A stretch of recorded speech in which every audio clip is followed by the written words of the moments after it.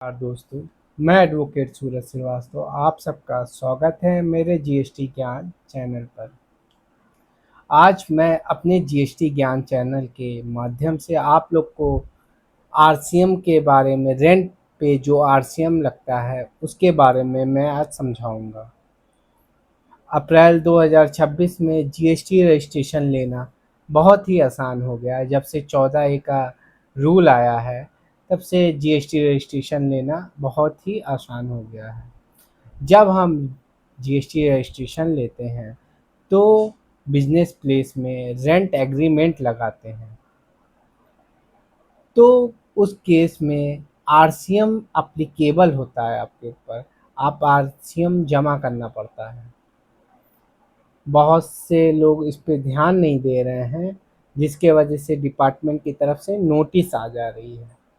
तो आज हम लोग ब्रीफ में समझेंगे कि अप्रैल 2026 में आपको जो रेंट पे आरसीएम का रूल है वो कैसे आप पर चार्ज होता है, कब आरसीएम आप पर लागू होता है, कब आप पर आरसीएम नहीं लागू होता।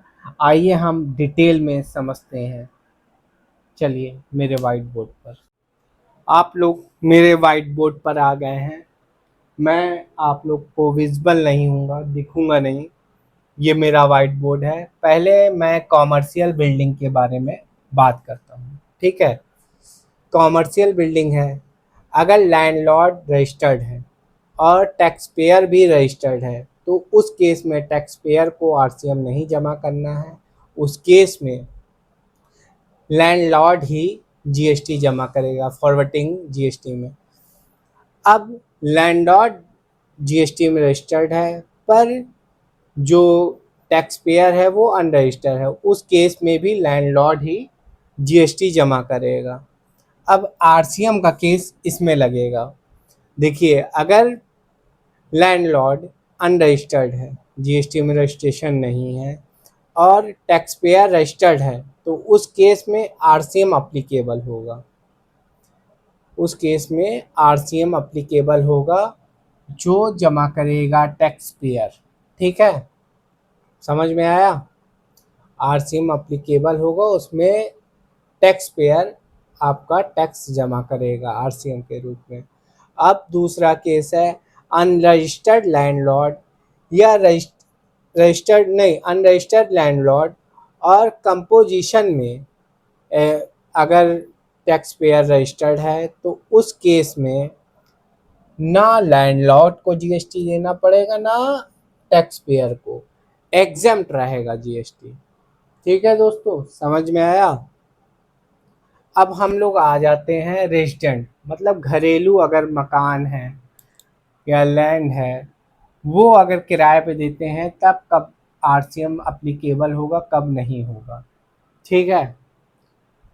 अब पहला केस है अनरजिस्टर्ड लैंडलॉर्ड।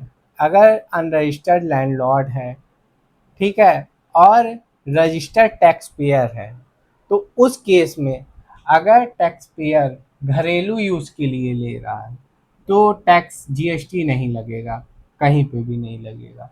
ना लैंडलॉर्ड जीएसटी जमा करेगा ना टैक्स पेयर। अगर वही कॉमर्शियल रूप में, अगर ऑफिस के रूप में, ऑफिस से रिलेटिव अगर यूज़ कर रहा है तो उस केस में आपका आरसीएम अप्लीकेबल होगा जो टैक्स पेयर जमा करेगा, ठीक है।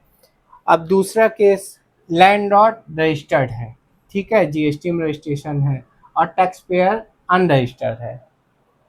नोट कर लीजिएगा आप लोग अपने हिसाब से, मैं समझा रहा हूँ, ठीक है। लैंडलॉर्ड रजिस्टर्ड है और टैक्स पेयर अनरजिस्टर्ड है।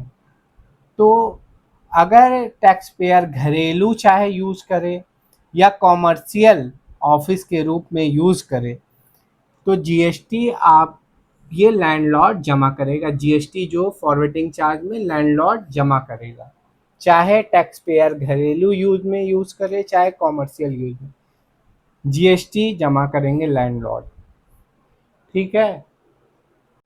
मैंने आप सबको बता दिया है कि रेंट पर आरसीएम कब अप्लीकेबल होगा, कल आप पर अप्लीकेबल नहीं होगा, ठीक है।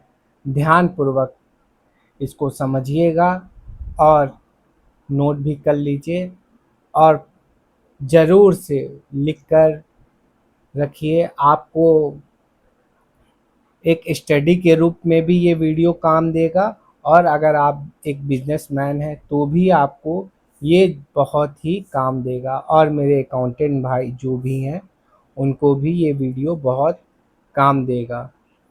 तो ऐसी ही जानकारी के लिए मेरे चैनल को जीएसटी ज्ञान चैनल को सब्सक्राइब कर लें, फॉलो करें मेरे इंस्टाग्राम चैनल को, फेसबुक चैनल को और लाइक करें अगर आपको अच्छा लगता हो मेरी जानकारी। धन्यवाद।